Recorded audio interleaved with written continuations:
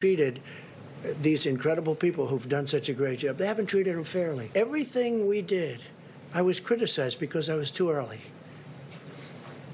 If I waited longer, it would have been, you would have been criticized. If I went way earlier, if I went 3 months earlier, I would have been criticized for being way too early. And I don't mind being criticized, but not when they're wrong.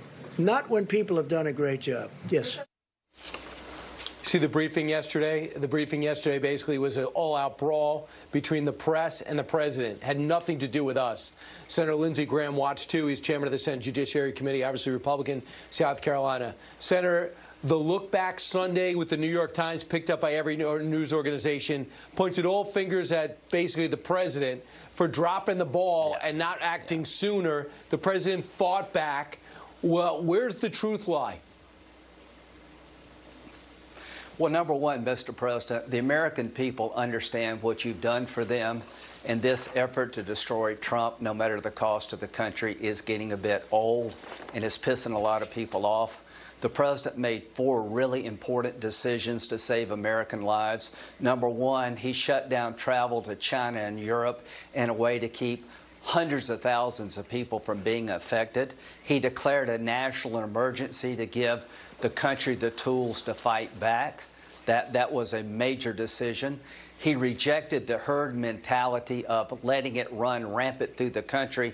People build up immunity. A couple million people would have died if that had been the case. And finally, I think the most important thing the president has done is unleash the private sector in testing and trying to develop drugs by giving FDA waivers for therapies and vaccines to speed up the process. So I think the president has made really hard calls well, and we're going to be well below the 100,000 minimum expected, and it's due to his leadership and the American people working together.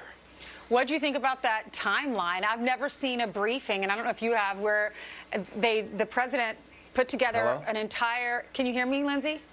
Senator?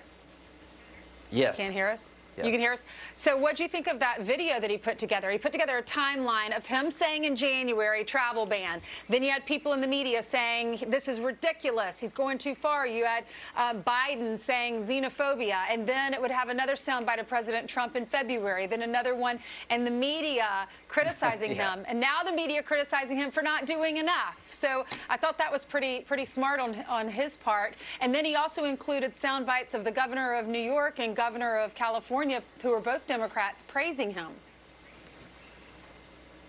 Well, number one, we're going to have an election in November, but people are dying right now, and this president is doing everything humanly possible to work with anybody that will work with him. Do you know when impeachment ended? February the 6th. We voted to acquit the president, and Democratic leaders who are criticizing the president now wanted to extend the trial for weeks to call more witnesses.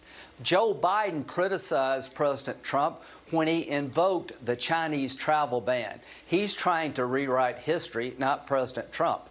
I do believe that the president's biggest decision was stopping travel from China and Europe, declaring a national emergency so we could take the full resources of the federal government and put them into play here, and waiving a lot of rules and regulations so that we can get vaccines and drug therapies hopefully by this fall or late summer.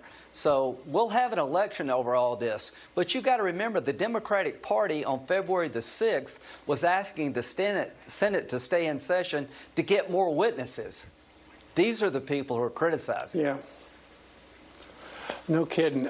You know, Senator, after the presidential directive about people stay at home for pretty much the entire month of April, there are now millions of people who are out of work. They're trying to file for unemployment insurance through their states. I was talking to the Kansas State Secretary of Labor, and she and her team explained to me that normally in a week, Kansas might process 1,300 unemployment claims. Now it's 55,000 a week, and they've had to quadruple the call center, and they're trying to get it on the website, but people have been trying for weeks, and they still haven't been able to file for unemployment, and I know that is one of your main concerns. Yeah, in South Carolina, we had a 4,100% increase in unemployment claims 85,000 last week. In a normal week, it's about 2,000. Our unemployment system is working pretty well here. We've got major problems like everybody else with the volume, but we've processed 180,000 claims. The small business loan program that you talked about earlier in the show is designed to keep small businesses from going bankrupt while we're in mitigation, and it's designed to keep their employees on the payroll. Here's the problem. The unemployment benefits in South Carolina are $23 an hour to be unemployed. You've got a lot of small businesses trying to keep their people on the payroll, paying $16 and $17 an hour. One program is undercutting the other, and we've got to get that fixed. You do, and you have to do the ratio between what they do with their money. I just don't understand why you can't go back in there and just fix it.